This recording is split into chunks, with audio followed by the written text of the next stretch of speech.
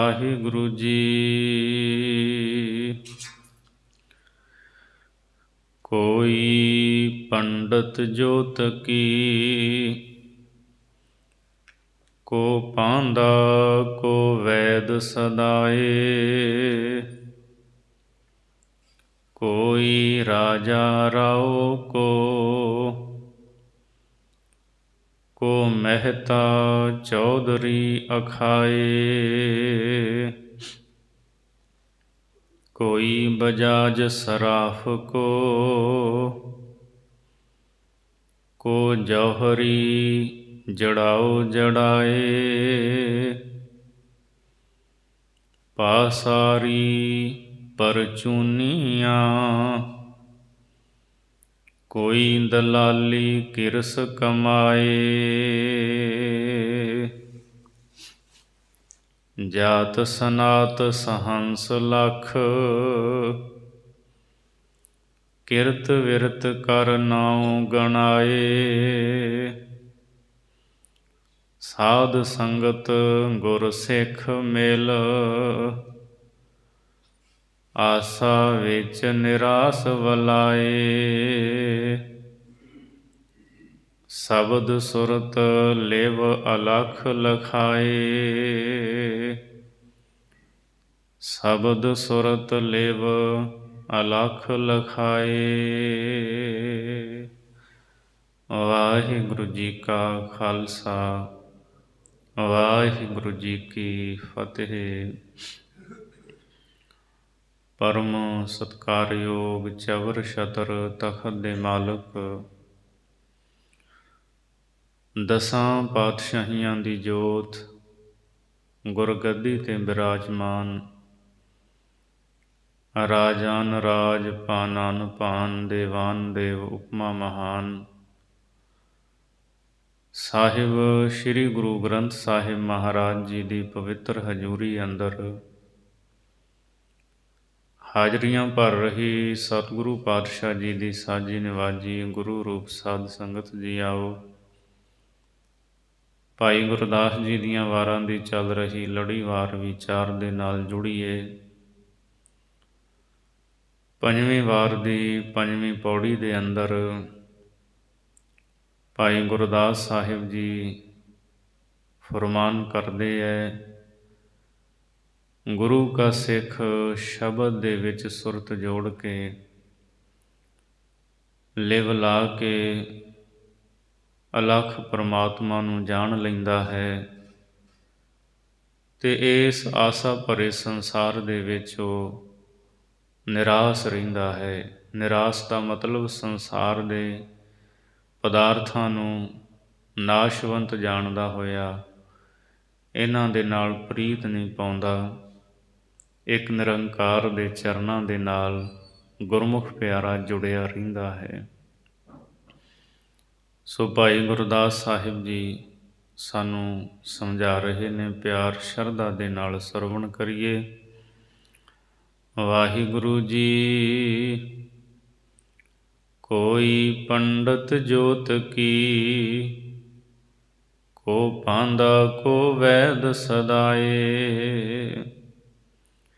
ਭਾਈ ਗੁਰਦਾਸ ਸਾਹਿਬ ਜੀ ਕਹਿੰਦੇ, ਜਦੋਂ ਅਸੀਂ ਸੰਸਾਰ ਦੇ ਵਿੱਚ ਨਜ਼ਰ ਮਾਰ ਕੇ ਵੇਖਦੇ ਹਾਂ, ਇੱਥੇ ਵੱਖ-ਵੱਖ ਕਿਰਤ ਕਰਨ ਵਾਲੇ ਲੋਕ ਤੁਹਾਨੂੰ ਮਿਲਣਗੇ।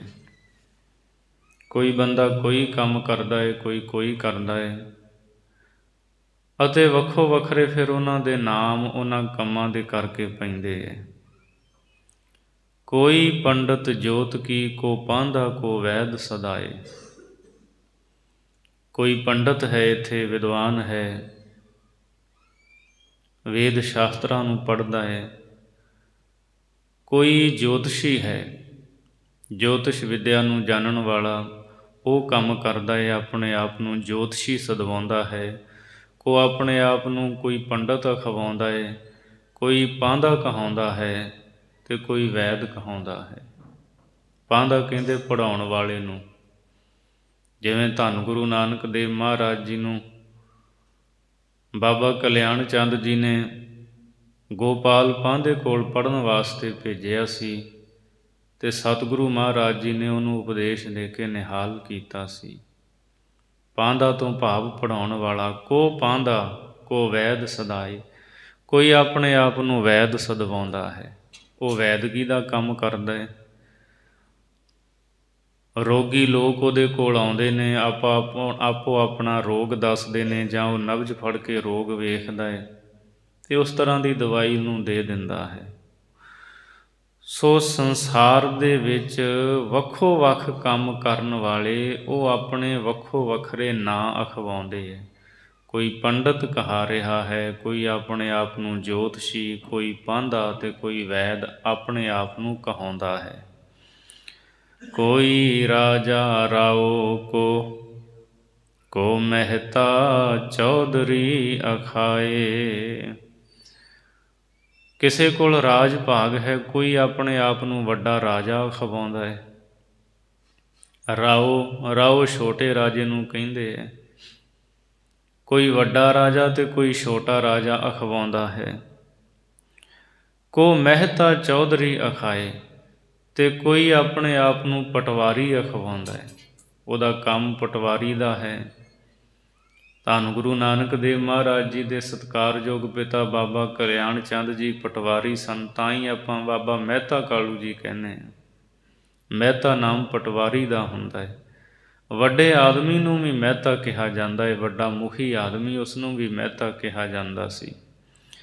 ਕੋਈ ਪਟਵਾਰੀ ਕਹਾਉਂਦਾ ਹੈ ਅਤੇ ਕੋਈ ਆਪਣੇ ਆਪ ਨੂੰ ਚੌਧਰੀ ਅਖਵਾਉਂਦਾ ਹੈ।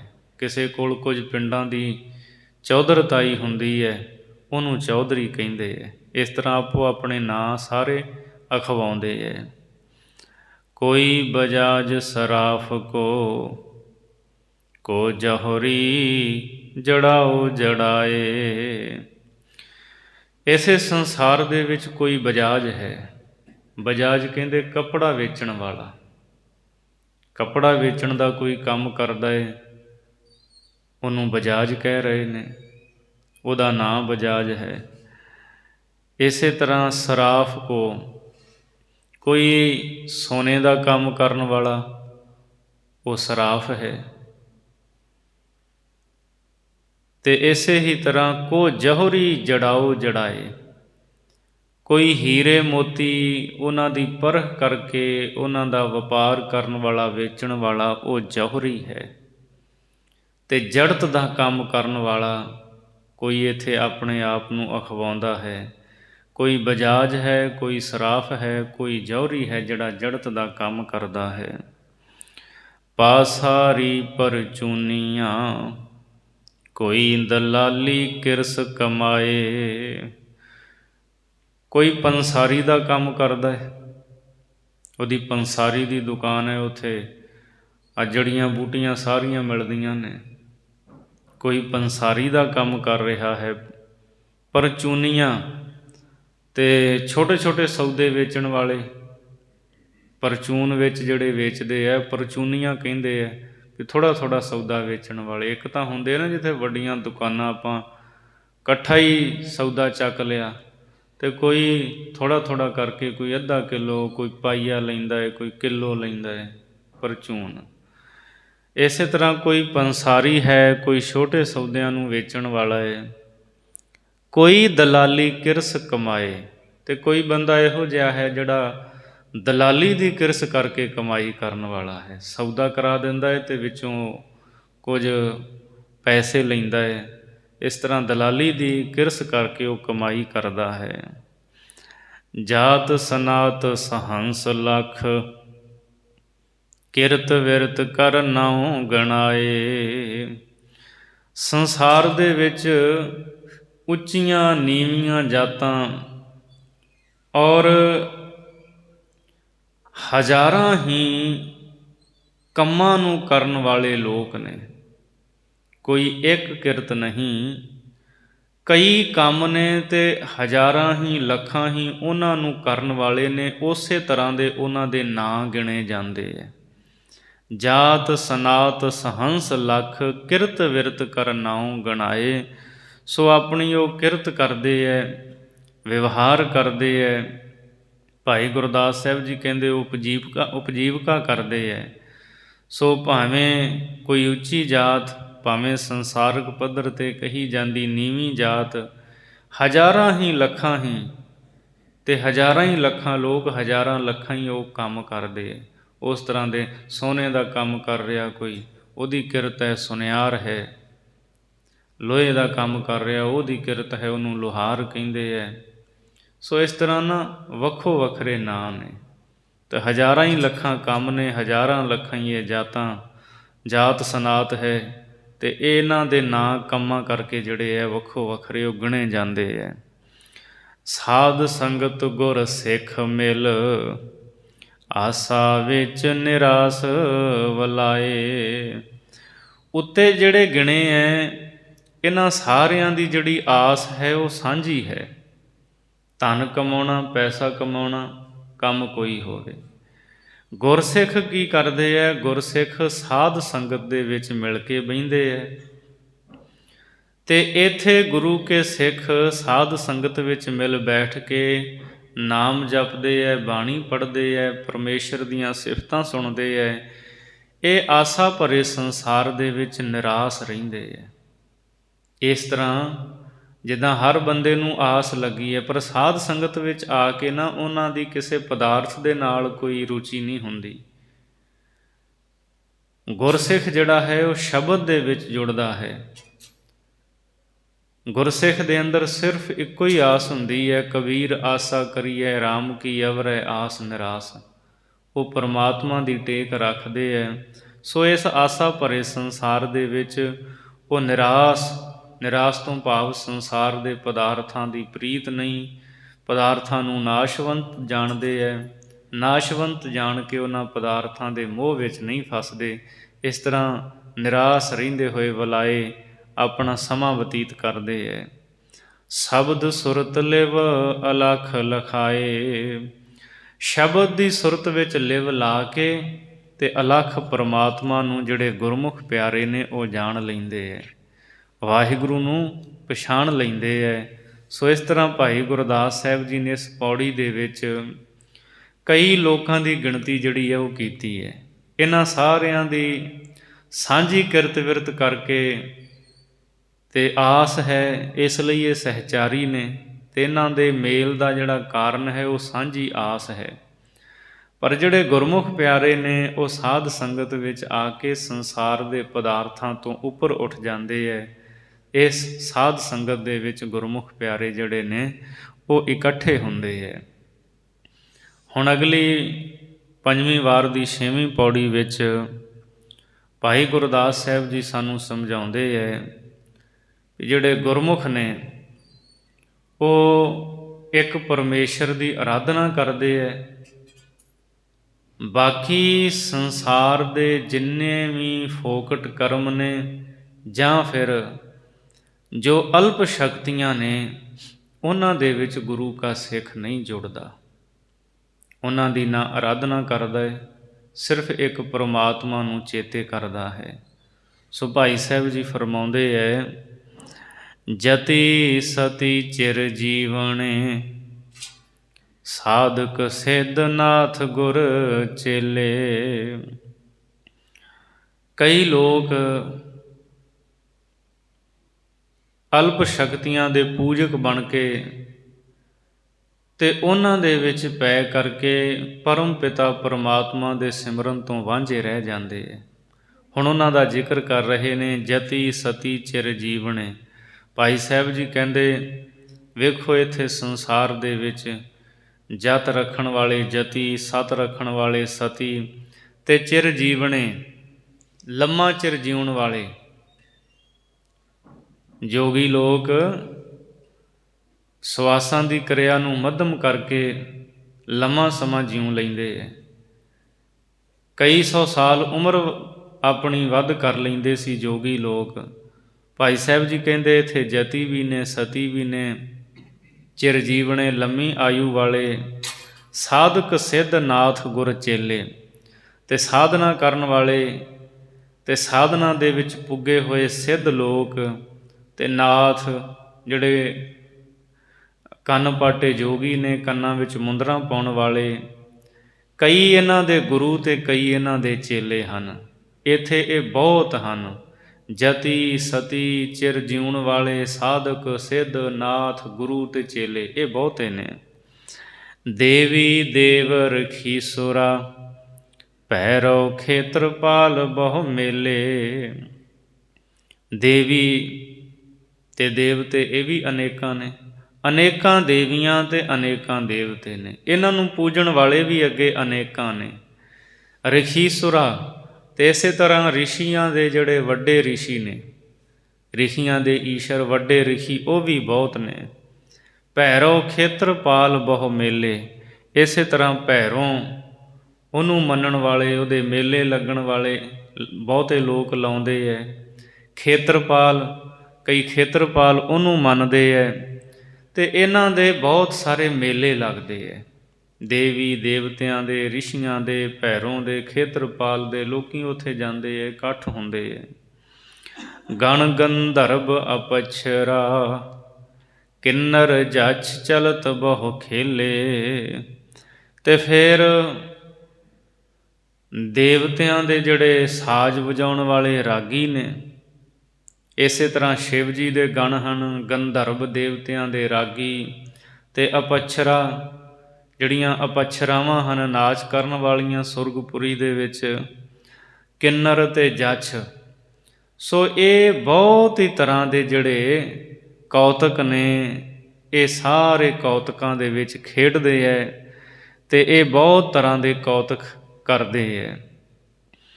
ਰਾਕਸ ਦਾਨੋ ਦੈਤ ਲਖ, ਅੰਦਰ ਦੂਜਾ ਭਾਉ ਦੁਹੇਲੇ।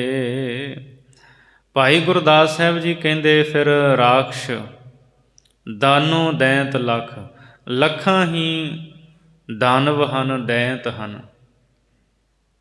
ਕਸ਼ਯਪ ਦੇ ਜਿਹੜੇ, ਕਸ਼ਯਪ ਰਿਸ਼ੀ ਦੇ ਪੁੱਤਰ ਨੇ ਨਾ, ਦਨੂ ਤੋਂ, ਦਿੱਤੀ ਤੋਂ, ਇਹ ਲੱਖਾਂ ਹੀ ਨੇ। ਅੰਦਰ ਦੂਜਾ ਭਾਉ ਦੁਹੇਲੇ, ਇਹ ਜਿੰਨੇ ਵੀ ਨੇ ਨਾ ਸਾਰੇ ਗਿਣੇ। ਭਾਈ ਸਾਹਿਬ ਜੀ ਕਹਿੰਦੇ ਇਹਨਾਂ ਦੇ ਅੰਦਰ ਦੁਐਤ ਹੈ, ਦੂਜਾ ਭਾਉ ਹੈ, ਜਿਸ ਕਰਕੇ ਇਹ ਸਾਰੇ ਦੁਖੀ ਨੇ। ਇਹ ਆਪ ਦੁਖੀ ਨੇ, ਅਤੇ ਇਹਨਾਂ ਨੂੰ ਜਿਹੜੇ ਮੰਨਣ ਵਾਲੇ, ਇਹਨਾਂ ਦੇ ਜਿਹੜੇ ਮੇਲੇ ਲਾਉਂਦੇ ਹੈ, ਉਹ ਕਿੱਥੋਂ ਸੁਖੀ ਹੋ ਜਾਣਗੇ। ਦੁਐਤ ਭਾਉ ਹੈ ਇਹਨਾਂ ਦੇ ਅੰਦਰ, ਇੱਕ ਪਰਮਾਤਮਾ ਦਾ ਪਿਆਰ ਨਹੀਂ ਹੈ। ਇਹ ਜਿੰਨੇ ਵੀ ਗਿਣੇ ਨੇ, ਜਤੀ ਸਤੀ ਚਿਰ ਜਿਉਣ ਵਾਲੇ, ਸਿੱਧ ਨਾਥ, ਇਹਨਾਂ ਦੇ ਗੁਰੂ ਚੇਲੇ, ਦੇਵੀ ਦੇਵਤੇ, ਭੈਰੋਂ ਖੇਤਰਪਾਲ, ਅਤੇ ਫਿਰ ਗਣ ਗੰਧਰਵ ਅਪਛਰਾਵਾਂ, ਕਿੰਨਰ ਜਛ, ਦਾਨਵ ਦੈਂਤ। ਮੇਲੇ ਤਾਂ ਲੱਗਦੇ ਇਹਨਾਂ ਦੇ, ਇਹਨਾਂ ਨੂੰ ਮੰਨਣ ਵਾਲਿਆਂ ਦੀ ਵੀ ਕੋਈ ਗਿਣਤੀ ਦੀ ਘਾਟ ਨਹੀਂ, ਪਰ ਇਹਨਾਂ ਦੇ ਅੰਦਰ ਦੂਜਾ ਭਾਉ ਹੈ। ਦੂਜਾ ਭਾਉ ਕਹਿੰਦੇ ਹੈ ਇੱਕ ਪਰਮਾਤਮਾ ਨੂੰ ਛੱਡ ਕੇ ਕਿਸੇ ਹੋਰ ਦੇ ਭਾਉ ਪ੍ਰੇਮ ਦੇ ਵਿੱਚ ਪੈ ਜਾਣਾ। ਸੋ ਜਿਹੜੇ ਲੋਕ ਇਹਨਾਂ ਨੂੰ ਮੰਨਦੇ ਪਏ ਨੇ, ਉਹਨਾਂ ਦੇ ਅੰਦਰ ਇੱਕ ਪਰਮਾਤਮਾ ਦਾ ਪਿਆਰ ਨਹੀਂ, ਉਹ ਇੱਕ ਦੇ ਪੂਜਕ ਨਹੀਂ, ਇੱਕ ਪਰਮਾਤਮਾ ਨੂੰ ਸਿਮਰਦੇ ਨਹੀਂ, ਜਿਸ ਕਰਕੇ ਫਿਰ ਉਹ ਵੀ ਦੁਖੀ ਨੇ। ਸੋ ਇਹ ਸਾਰੇ ਹੀ ਦੂਜੇ ਭਾਵ ਦੇ ਵਿੱਚ ਦੁਖੀ ਹੋ ਰਹੇ ਨੇ। ਦੂਜੇ ਭਾਵ ਦਾ ਅਰਥ ਦਵੈਸ਼ ਵੀ ਵਿਦਵਾਨ ਕਰਦੇ ਹੈ। ਇਹਨਾਂ ਦੇ ਅੰਦਰ ਦਵੈਸ਼ ਹੈ, ਈਰਖਾ ਹੈ, ਇੱਕ ਦੂਜੇ ਦੇ ਨਾਲ ਇਹ ਦਵੈਸ਼ ਈਰਖਾ ਦੇ ਕਰਨ ਦੇ ਵਿੱਚ ਲੱਗੇ ਹੋਏ ਨੇ, ਅਤੇ ਇਹਨਾਂ ਨੂੰ ਪੂਜਣ ਮੰਨਣ ਵਾਲੇ, ਉਹਨਾਂ ਦੇ ਅੰਦਰ ਵੀ ਦਵੈਸ਼ ਈਰਖਾ ਪੈਦਾ ਹੁੰਦੀ ਹੈ। ਹਉਮੈ ਅੰਦਰ ਸਭ ਕੋ, ਗੁਰਮੁਖ ਸਾਧ ਸੰਗਤ ਰਸ ਕੇਲੇ। ਭਾਈ ਗੁਰਦਾਸ ਜੀ ਕਹਿੰਦੇ ਜਿੰਨਿਆਂ ਦੀ ਮੈਂ ਗਿਣਤੀ ਕੀਤੀ ਹੈ ਨਾ, ਇਹ ਸਾਰੇ ਹੀ ਹਉਮੈ ਦੇ ਵਿੱਚ ਨੇ। ਹਉਮੈ ਤੋਂ ਮੁਕਤ ਕੋਈ ਨਹੀਂ ਇਹਨਾਂ ਵਿੱਚੋਂ, ਸਾਰਿਆਂ ਦੇ ਅੰਦਰ ਹੰਕਾਰ ਹੈ।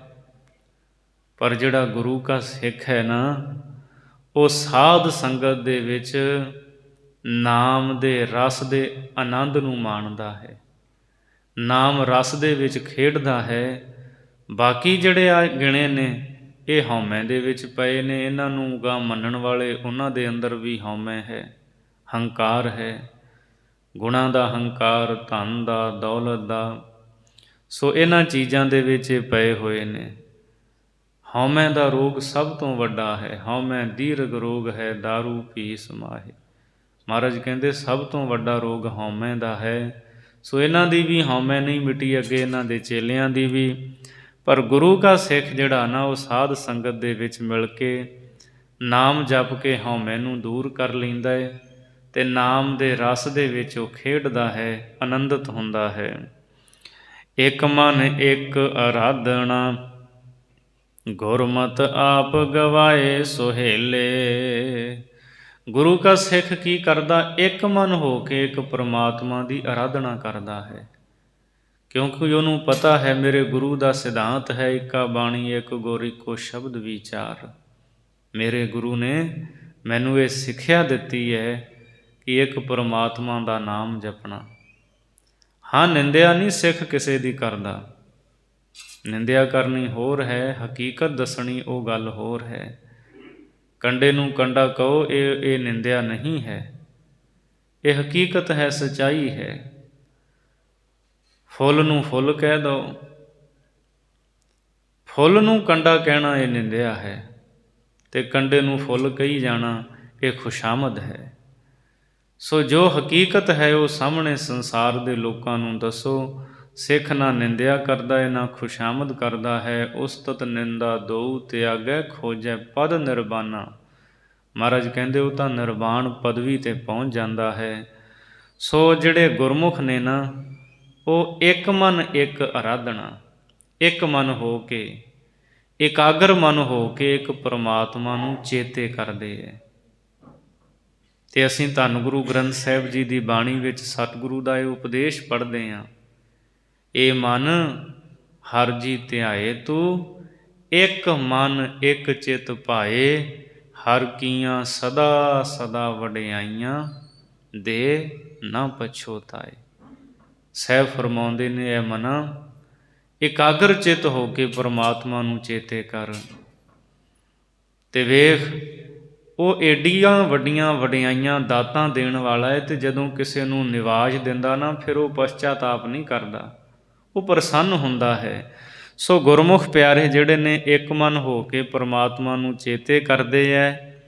ਗੁਰਮਤਿ ਆਪ ਗਵਾਏ ਸੁਹੇਲੇ, ਅਤੇ ਫਿਰ ਗੁਰੂ ਦੀ ਮੱਤ ਧਾਰ ਕੇ ਆਪਾ ਭਾਵ ਗਵਾ ਲੈਂਦੇ ਹੈ, ਹਉਮੈ ਨੂੰ ਦੂਰ ਕਰ ਲੈਂਦੇ ਅਤੇ ਸੁਹੇਲੇ ਦਾ ਅਰਥ ਸੁਖੀ ਹੋ ਜਾਂਦੇ। ਉਹਨਾਂ ਦੇ ਜੀਵਨ ਦੇ ਵਿੱਚ ਸੁਖ ਹੈ ਕਿਉਂਕਿ ਹਉਮੈ ਦੂਰ ਹੋ ਗਈ। ਰੋਗੀ ਬੰਦਾ ਹੀ ਦੁਖੀ ਹੁੰਦਾ ਹੈ, ਰੋਗ ਦੀ ਤਾਂ ਪੀੜਾ ਹੈ, ਦੁੱਖ ਹੈ, ਅਤੇ ਜਦੋਂ ਆਪਾ ਭਾਵ ਦੂਰ ਹੋ ਗਿਆ, ਹਉਮੈ ਦੂਰ ਹੋ ਗਈ, ਰੋਗ ਦੀ ਨਿਵਰਤੀ ਹੋ ਗਈ, ਅਤੇ ਫਿਰ ਸੁਖ ਹੀ ਸੁਖ ਹੈ ਜੀਵਨ ਵਿੱਚ। ਸੁਹੇਲੇ ਗੁਰਮੁਖ ਸੁਖੀ ਹੋ ਜਾਂਦੇ ਨੇ। ਚੱਲਣ ਜਾਣ ਪਏ ਸਿਰ ਤੇਲੇ, ਅਤੇ ਗੁਰਮੁਖਾਂ ਨੇ ਇੱਕ ਨੁਕਤਾ ਹੋਰ ਸਭ ਤੋਂ ਵੱਡਾ ਸਮਝਿਆ ਹੈ, ਜਿਸ ਕਰਕੇ ਉਹਨਾਂ ਦਾ ਮਨ ਸੰਸਾਰ ਦੇ ਮੋਹ ਵਿੱਚ ਨਹੀਂ ਫਸਦਾ, ਪਦਾਰਥਾਂ ਦੇ ਵਿੱਚ ਨਹੀਂ ਫਸਦਾ। ਉਹ ਇਹ ਹੈ ਚੱਲਣ ਜਾਣ ਪਏ ਸਿਰ ਤੇਲੇ। ਉਹਨਾਂ ਨੇ ਸੰਸਾਰ ਤੋਂ ਮਰਨਾ, ਵੀ ਇੱਥੋਂ ਇਹ ਸਰੀਰ ਛੱਡ ਕੇ ਚਲੇ ਜਾਣਾ ਹੈ, ਇਸ ਗੱਲ ਨੂੰ ਸਮਝਿਆ ਹੈ। ਪਏ ਸਿਰ ਤੇਲੇ ਕਹਿੰਦੇ ਇਹੀ ਉਹਨਾਂ ਦੇ ਸਿਰ ਦੇ ਵਿੱਚ ਤੇਲ ਪਿਆ ਹੋਇਆ ਹੈ। ਘਰ ਦੇ ਵਿੱਚ ਬੱਚੀ ਜਵਾਨ ਹੁੰਦੀ ਹੈ, ਮਾਂ ਬਾਪ ਵਰ ਲੱਭਦੇ ਹੈ, ਵਿਆਹ ਕਰਦੇ ਹੈ, ਅਤੇ ਸੰਸਾਰੀ ਜੀ ਇੱਕ ਰਸਮ ਹੁੰਦੀ ਹੈ ਮਾਹੀਏ ਪਾਉਣਾ, ਉਹ ਸਿਰ 'ਚ ਤੇਲ ਪਾਉਂਦੇ ਹੈ। ਤਾਂ ਜਿਸ ਲੜਕੀ ਦੇ ਸਿਰ ਵਿੱਚ ਉਹ ਸ਼ਗਨਾਂ ਦਾ ਤੇਲ ਪੈ ਗਿਆ ਤਾਂ ਉਹ ਆਪਣੇ ਮਨ ਵਿੱਚ ਸਮਝ ਲੈਂਦੀ ਹੈ ਵੀ ਹੁਣ ਪੇਕੇ ਘਰ ਤੋਂ ਸਹੁਰੇ ਘਰ ਨੂੰ ਤੁਰ ਜਾਣਾ, ਵਿਆਹ ਹੋ ਜਾਣਾ ਅਤੇ ਤੁਰ ਜਾਣਾ ਸਹੁਰੇ। ਮਹਾਰਾਜ ਕਹਿੰਦੇ ਆ ਜਿਹੜੇ ਗੁਰਮੁਖ ਨੇ ਨਾ ਉਹ ਸੰਸਾਰ ਤੋਂ ਜਾਣ ਦੀ ਕਿਰਿਆ ਨੂੰ ਸਮਝਦੇ ਹੈ ਵੀ ਅਸੀਂ ਸਦਾ ਇੱਥੇ ਨਹੀਂ ਰਹਿਣਾ, ਸੰਸਾਰ ਤੋਂ ਤੁਰ ਜਾਣਾ ਹੈ।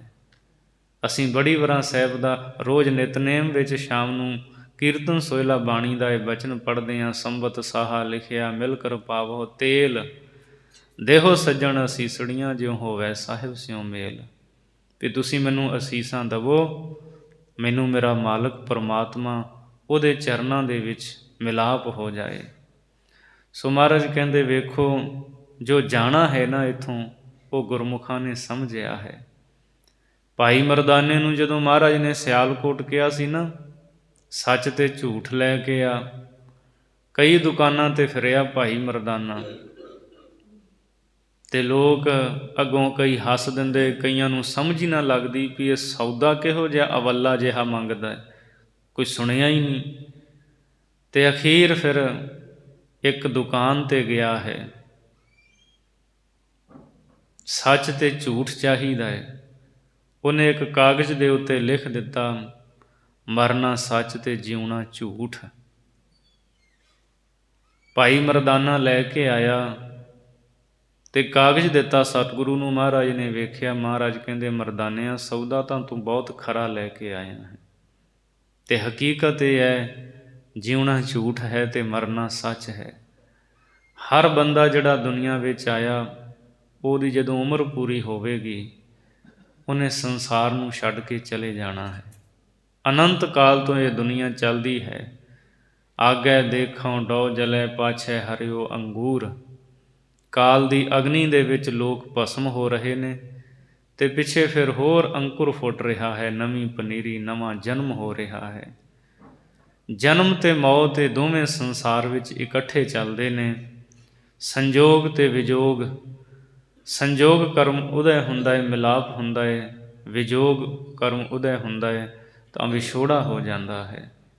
ਮਹਾਰਾਜ ਕਹਿੰਦੇ, ਗੁਰਮੁਖਾਂ ਨੇ ਜਾਣਿਆ ਹੈ ਸੰਸਾਰ ਤੋਂ ਤੁਰ ਜਾਣਾ ਹੈ, ਸੋ ਚੱਲਣ ਜਾਣ, ਇੱਥੋਂ ਸੰਸਾਰ ਤੋਂ ਚਲੇ ਜਾਣਾ। ਇਸ ਗੱਲ ਨੂੰ ਗੁਰਮੁਖਾਂ ਨੇ ਸਮਝਿਆ ਹੈ। ਇਹੀ ਉਹਨਾਂ ਦੇ ਸਿਰ ਵਿੱਚ ਤੇਲ ਪਿਆ ਹੋਇਆ ਹੈ।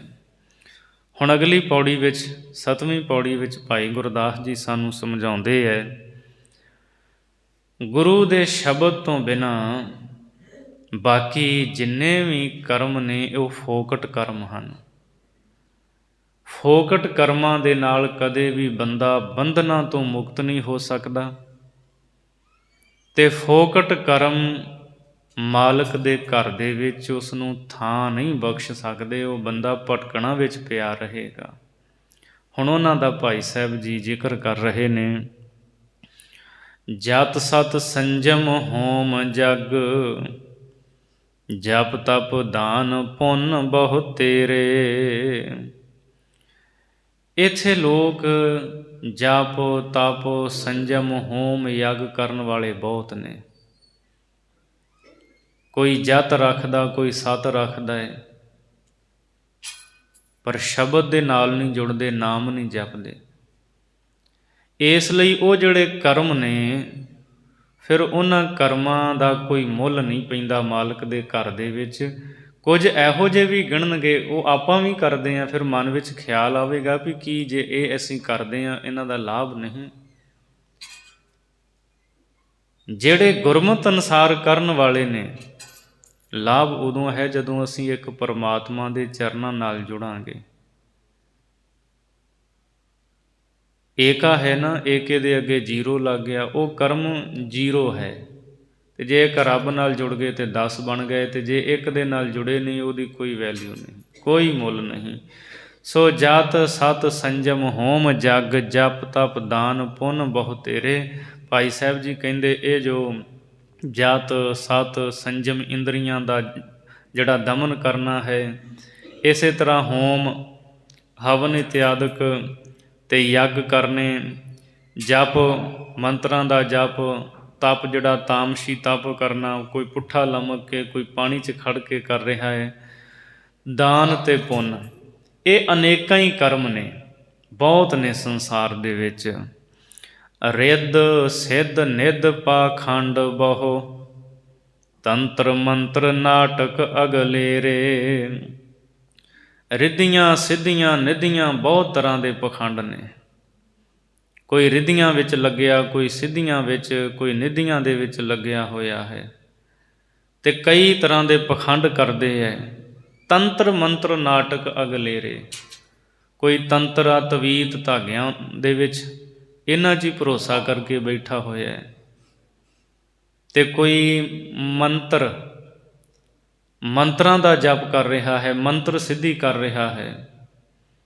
ਨਾਟਕ ਅਗਲੇਰੇ, ਕਹਿੰਦੇ ਬਹੁਤੇ ਹੀ ਨਾਟਕ ਤਮਾਸ਼ੇ ਨੇ, ਜਿਨ੍ਹਾਂ ਦੇ ਵਿੱਚ ਬਹੁਤ ਸਾਰੇ ਲੋਕ ਲੱਗੇ ਹੋਏ ਨੇ। ਪਰਮਾਤਮਾ ਦਾ ਨਾਮ ਕੋਈ ਵਿਰਲਾ ਹੀ ਜਪਦਾ ਹੈ, ਨਹੀਂ ਤਾਂ ਇਹਨਾਂ ਚੀਜ਼ਾਂ ਦੇ ਵਿੱਚ ਲੋਕ ਫਸ ਕੇ ਰਹਿ ਜਾਂਦੇ ਹੈ। ਵੀਰਾ ਰਾਧਣ ਜੋਗਣੀ, ਮੜੀ ਮਸਾਣ ਵਿਡਾਣ ਕਨੇਰੇ।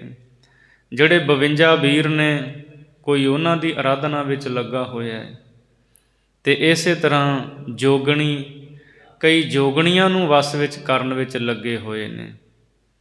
ਕਵੀ ਲੋਕ ਜਦੋਂ ਜੰਗ ਦਾ ਨਕਸ਼ਾ ਖਿੱਚਦੇ ਹੈ ਨਾ, ਉੱਥੇ ਜੋਗਣੀਆਂ ਦਾ ਜ਼ਿਕਰ ਕਰਦੇ ਆ ਵੀ ਜੋਗਣੀਆਂ ਸਿਰ ਦੇ ਖੱਪਰ ਭਰ ਭਰ ਕੇ ਲਹੂ ਦਾ ਪੀਂਦੀਆਂ ਨੇ। ਸੋ ਉਹ ਜੰਗ ਦੇ ਵਿੱਚ ਉਹਦਾ ਜ਼ਿਕਰ ਕਰਦੇ। ਇਹ ਜੋਗਣੀਆਂ ਨੂੰ ਕਈ ਵਸ ਵਿੱਚ ਕਰਨ ਵਿੱਚ ਲੱਗੇ ਨੇ। ਮੜੀ ਮਸਾਣ ਵਿਡਾਣ ਕਨੇਰੇ, ਕੋਈ ਮੜੀਆਂ ਦੇ ਵਿੱਚ, ਕੋਈ ਮੜੀ ਪੂਜਾ ਕਰਨ ਦੇ ਵਿੱਚ ਲੱਗਾ ਹੋਇਆ ਹੈ, ਅਤੇ ਮਸਾਣ ਕੋਈ ਜਗਾਉਂਦਾ ਹੈ। ਇਸ ਤਰ੍ਹਾਂ ਦੇ ਅਸਚਰਜ ਬਹੁਤ ਸਾਰੀਆਂ ਗੱਲਾਂ ਬੜੇ ਕੌਤਕ ਲੋਕ ਕਰਦੇ ਹੈ। ਪੂਰਕ ਕੁੰਭਕ ਰੇਚਕਾ, ਨਿਵਲੀ ਕਰਮ ਭੁਯੰਗਮ ਘੇਰੇ। ਪੂਰਕ ਕੁੰਭਕ ਰੇਚਕਾ, ਜੋਗੀ ਲੋਕ ਇਹ ਕਰਦੇ ਹੈ ਅਤੇ ਲੋਕਾਂ ਨੂੰ ਵੀ ਕਹਿੰਦੇ ਆ ਕਰੋ। ਪੂਰਕ, ਸਵਾਸਾਂ ਨੂੰ ਚੜ੍ਹਾਉਣਾ, ਸਵਾਸ ਖਿੱਚ ਕੇ ਸਵਾਸਾਂ ਨੂੰ ਉੱਪਰ ਚੜ੍ਹਾਉਣਾ, ਇਸ ਕਿਰਿਆ ਨੂੰ ਪੂਰਕ ਕਹਿੰਦੇ ਹੈ। ਫਿਰ ਸਵਾਸ ਨੂੰ ਠਹਿਰਾ ਲੈਣਾ, ਰੋਕ ਕੇ ਰੱਖਣਾ, ਉਹਨੂੰ ਕੁੰਭਕ ਕਹਿੰਦੇ ਹੈ। ਫਿਰ ਸਵਾਸ ਚੜ੍ਹੇ ਹੋਏ ਨੂੰ ਹੌਲੀ ਹੌਲੀ ਸਾਹ ਬਾਹਰ ਕੱਢੀ ਜਾਣਾ, ਸਵਾਸ ਛੱਡੀ ਜਾਣਾ, ਸਵਾਸ ਉਤਾਰਨ ਦੀ ਕਿਰਿਆ ਨੂੰ ਰੇਚਕ ਕਹਿੰਦੇ ਹੈ। ਪੂਰਕ ਕੁੰਭਕ ਰੇਚਕਾ, ਜੋਗੀ ਲੋਕ ਪੂਰਕ ਕੁੰਭਕ ਅਤੇ ਰੇਚਕ ਇਹਦੇ ਵਿੱਚ ਪਏ ਨੇ। ਨਿਵਲੀ ਕਰਮ ਭੁਯੰਗਮ ਘੇਰੇ, ਅਤੇ ਨਿਵਲੀ ਕਰਮ ਕਰਦੇ ਹੈ, ਨੇਤੀ ਧੋਤੀ ਦੇ ਕਰਮ ਕਰਦੇ ਹੈ। ਨਿਵਲੀ ਕਰਮ ਕੀ ਹੁੰਦਾ ਹੈ? ਖੜ੍ਹ ਕੇ ਥੋੜ੍ਹਾ ਝੁਕ ਕੇ ਨਾ ਹੱਥ ਗੋਡਿਆਂ 'ਤੇ ਰੱਖ ਲੈਣੇ, ਸਾਹ ਬਾਹਰ ਕੱਢ ਕੇ ਅਤੇ ਪੇਟ ਨੂੰ ਘੁਮਾਉਣਾ, ਜਿਵੇਂ ਨਾ ਮਧਾਣੀ ਘੁੰਮਦੀ ਹੈ, ਜਿਵੇਂ ਉਹ ਰਾਮਦੇਵ ਕਰਦਾ ਹੁੰਦਾ। ਉਹ ਨੇਤੀ ਧੋਤੀ ਕਰਮ ਕਹਿੰਦੇ ਉਹਨੂੰ, ਕਹਿੰਦੇ ਵੀ ਇਸ ਤਰ੍ਹਾਂ ਪੇਟ ਦੀ ਸਫਾਈ ਹੋ ਜਾਂਦੀ ਹੈ। ਪਰਮਾਤਮਾ ਦੀ ਖੁਸ਼ੀ ਦੇ ਨਾਲ ਇਹਦਾ ਕੋਈ ਲੈਣਾ ਦੇਣਾ ਨਹੀਂ ਹੈ। ਸੋ ਇਸ ਤਰ੍ਹਾਂ ਦੇ ਨੇਤੀ ਧੋਤੀ ਦੇ ਇਹ ਨਿਵਲੀ ਕਰਮ ਅਨੇਕਾਂ ਕਰਦੇ ਹੈ। ਭੁਯੰਗਮ ਘੇਰੇ, ਅਤੇ ਭੁਜੰਗਮਾ ਨਾੜੀ ਜਿਹੜੀ ਹੈ, ਸੋ ਇਹਦੇ ਰਾਹੀਂ ਸਵਾਸਾਂ ਨੂੰ ਚੜ੍ਹਾਉਂਦੇ ਹੈ। ਭਾਈ ਗੁਰਦਾਸ ਸਾਹਿਬ ਜੀ ਕਹਿੰਦੇ ਵੇਖੋ, ਜਿਹੜੀ ਭੁਜੰਗਮਾ ਨਾੜੀ ਹੈ ਨਾ, ਕੁੰਡਲਨੀ ਨਾੜੀ, ਜੋ ਦਸਮ ਦੁਆਰ ਨੂੰ ਜਾਂਦੀ ਸੁਖਮਨਾ ਨਾੜੀ ਦੇ ਬੂਹੇ ਬੰਦ ਰੱਖਦੀ ਹੈ। ਸੋ ਸਵਾਸਾਂ ਦੀ ਕਿਰਿਆ ਦੇ ਨਾਲ, ਹਵਾ ਦੇ ਬਲ ਦੇ ਨਾਲ ਜੋਗੀ ਉਹਨੂੰ ਖੋਲ੍ਹਦੇ ਹੈ, ਅਤੇ ਦਸਮ ਦੁਆਰ ਦੇ ਵਿੱਚ ਜਿਹੜੇ ਹੈ ਨਾ ਆਪਣੇ ਉਹ ਸਵਾਸ ਚੜ੍ਹਾਉਂਦੇ ਹੈ। ਕਈ ਇਹ ਕਰਨ ਦੇ ਵਿੱਚ ਲੱਗੇ ਹੋਏ ਨੇ, ਇਸ ਘੁੰਮਣ ਘੇਰੀ ਵਿੱਚ ਪਏ ਨੇ। ਸਿਧਾਸਣ ਪਰਚੇ ਕਣੇ, ਹਠ ਨਿਗ੍ਰਹਿ ਕੌਤਕ ਲਖ ਹੇਰੇ। ਸਿਧਾਸਣ, ਸਿੱਧਾਂ ਦੇ ਆਸਣ, ਵੈਸੇ ਤਾਂ ਬਹੁਤ ਨੇ ਇਹਨਾਂ ਦੇ, ਪਰ 84 ਆਸਣ ਸਿੱਧਾਂ ਦੇ ਪ੍ਰਮੁੱਖ ਹਨ। ਭਾਈ ਸਾਹਿਬ ਜੀ ਕਹਿੰਦੇ ਸਿੱਧ ਲੋਕ ਅਤੇ ਕਈ ਉਹਨਾਂ ਦੇ ਪਿੱਛੇ ਲੱਗ ਕੇ ਇਹ 84 ਆਸਣਾਂ ਦੇ ਵਿੱਚ ਪਰਚੇ ਹੋਏ ਨੇ, ਇਹਨਾਂ ਵਿੱਚ ਲੱਗੇ ਹੋਏ ਨੇ, ਉਹ ਬਹੁਤੇ ਆਸਣ ਕਰਦੇ ਹੈ। ਹਠ ਨਿਗ੍ਰਹਿ ਕੌਤਕ ਲਖ ਹੇਰੇ, ਅਤੇ ਕਈ ਹਠ ਧਾਰ ਕੇ ਅਤੇ ਇੰਦਰੀਆਂ ਨੂੰ ਰੋਕਣ ਦਾ ਯਤਨ ਕਰਦੇ ਹੈ। ਕੌਤਕ ਲਖ ਹੇਰੇ, ਇਹ ਲੱਖਾਂ ਹੀ ਕੌਤਕ ਜਿਹੜੇ ਹੈ ਨਾ ਦੁਨੀਆ ਦੇ ਲੋਕ ਕਰਦੇ ਵੇਖੇ ਜਾਂਦੇ ਹੈ। ਅਤੇ ਲੋਕ ਇਹ ਜਿੰਨੇ ਵੀ ਗਿਣ ਰਹੇ ਨਾ ਇਹ ਸਾਰੇ, ਭਾਈ ਸਾਹਿਬ ਜੀ ਕਹਿੰਦੇ ਸਾਰੇ ਕੰਮ, ਇਹ ਕੌਤਕ, ਇਹ ਤਮਾਸ਼ੇ, ਇਹ ਨਾਟਕ ਲੋਕ ਕਰਦੇ ਹੈ। ਪਾਰਸ ਮਣੀ ਰਸਾਇਣਾ, ਕਰਾਮਾਤ ਕਾਲਖ ਆਨੇਰੇ। ਕੋਈ ਪਾਰਸ ਮਣੀ ਉਹਦੀ ਪ੍ਰਾਪਤੀ ਦੇ ਵਿੱਚ ਲੱਗਾ ਹੋਇਆ ਹੈ, ਅਤੇ ਕੋਈ ਰਸਾਇਣ ਬਣਾਉਣ ਵਿੱਚ, ਐਸਾ ਰਸਾਇਣ ਜਿਹਦੇ ਨਾਲ ਕਿਸੇ ਧਾਤ ਨੂੰ ਸੋਨਾ ਬਣਾ ਲੈਣਾ, ਉਹਦੀ ਕਰਾਮਾਤ ਦੀ ਸ਼ਾਹੀ ਦੇ ਵਿੱਚ ਜਿਹੜੇ ਲੱਗ ਕੇ ਨਾ ਆਨੇਰੇ ਅੰਨੇ ਹੋਏ ਨੇ ਵੀ ਇਹੋ ਜਿਹਾ ਰਸਾਇਣ ਮਿਲ ਜਾਏ ਜਿਹਦੇ ਤੋਂ ਸੋਨਾ ਬਣੇ, ਉਸ ਰਸਾਇਣ ਦੀ ਸਿਆਹੀ ਕੀਮਤੀ ਵਸਤੂ ਨੂੰ ਪੈਦਾ ਕਰ ਦੇਵੇ। ਕਹਿੰਦੇ ਉਹ ਕਰਾਮਾਤ ਦੀ ਸਿਆਹੀ ਜਿਹੜੀ ਹੈ ਨਾ, ਭਾਈ ਸਾਹਿਬ ਜੀ ਕਹਿੰਦੇ ਇਹਦੇ ਵਿੱਚ ਕਈ ਅੰਨੇ ਹੋਏ ਪਏ ਨੇ। ਪੂਜਾ ਵਰਤ ਉਪਾਰਣੇ, ਵਰ ਸਰਾਪ ਸਿਵ ਸਖਤ ਲਵੇਰੇ। ਕੋਈ ਤਰ੍ਹਾਂ ਤਰ੍ਹਾਂ ਦੀ ਪੂਜਾ ਕਰਨ ਵਿੱਚ ਲੱਗਾ ਹੋਇਆ ਹੈ, ਅੱਡੋ ਅੱਡ ਪੂਜਾ ਦੇ ਢੰਗ ਦੱਸ ਰਹੇ ਨੇ। ਕੋਈ ਕਹਿੰਦਾ ਇਸ ਤਰ੍ਹਾਂ ਪੂਜਾ ਕਰੋ, ਕੋਈ ਕਹਿੰਦਾ ਇਸ ਤਰ੍ਹਾਂ ਕਰੋ। ਤੇ ਇਸੇ ਤਰ੍ਹਾਂ ਵਰਤ ਉਪਾਰਣੇ, ਕੋਈ ਵਰਤ ਰੱਖ ਰਿਹਾ ਹੈ, ਕੋਈ ਉਹਨਾਂ ਵਰਤਾਂ ਨੂੰ ਖੋਲ੍ਹ ਰਿਹਾ ਹੈ। ਵਰਤ ਰੱਖਣ ਤੇ ਵਰਤਾਂ ਨੂੰ ਖੋਲ੍ਹਣ ਦੀ ਗੱਲ ਕਰਦਾ ਹੈ।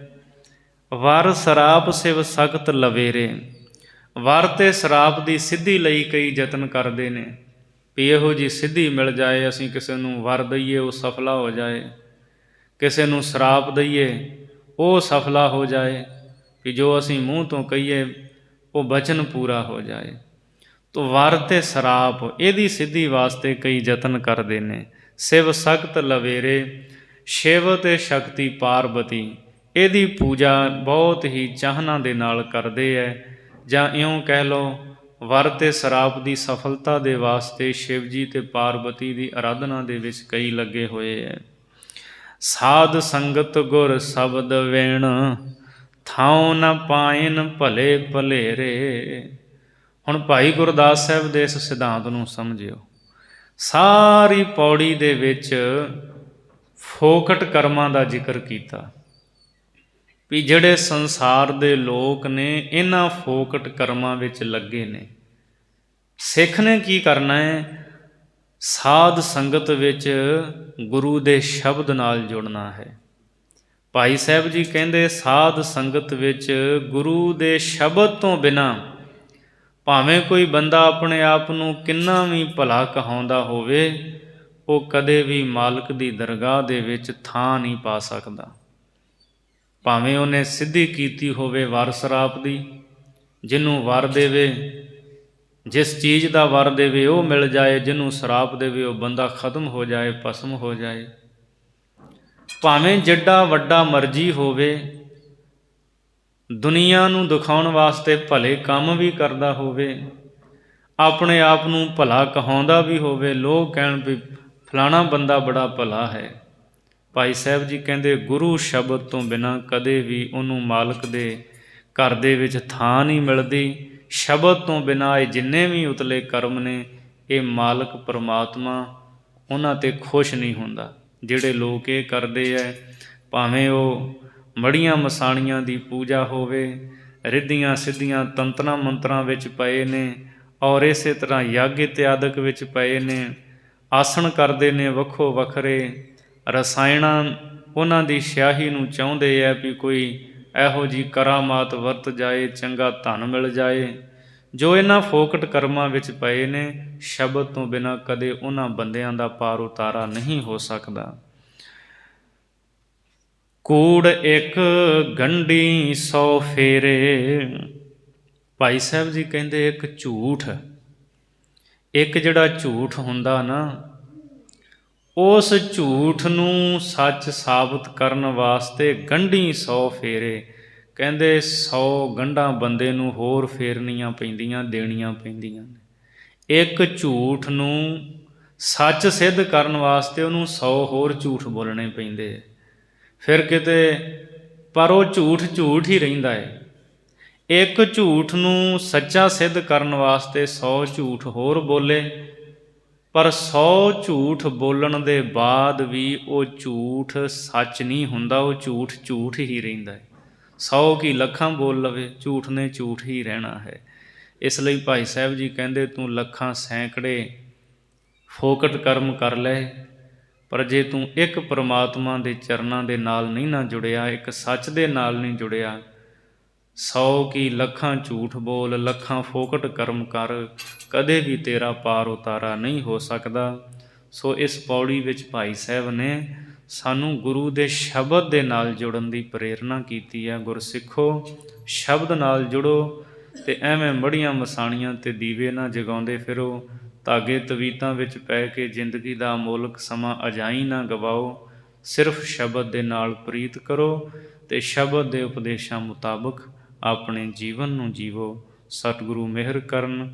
ਵਿਚਾਰਾਂ ਕਰਦੇ ਹਾਂ, ਭੁੱਲਾਂ ਦੀ ਖਿਮਾ ਬਖਸ਼ਣੀ, ਅਗਾਂਹ ਵਾਸਤੇ ਸਮੱਤ ਬਖਸ਼ਣੀ ਜੀ। ਸਾਧ ਸੰਗਤ ਗੁਰ ਸ਼ਬਦ ਵੇਣ, ਥਾਉ ਨ ਪਾਇਨ ਭਲੇ ਭਲੇਰੇ। ਕੂੜ ਇੱਕ ਗੰਢੀ 100 ਫੇਰੇ। ਵਾਹਿਗੁਰੂ ਜੀ ਕਾ ਖਾਲਸਾ, ਵਾਹਿਗੁਰੂ ਜੀ ਕੀ ਫਤਿਹ। ਤੂੰ ਠਾਕੁਰ ਤੁਮ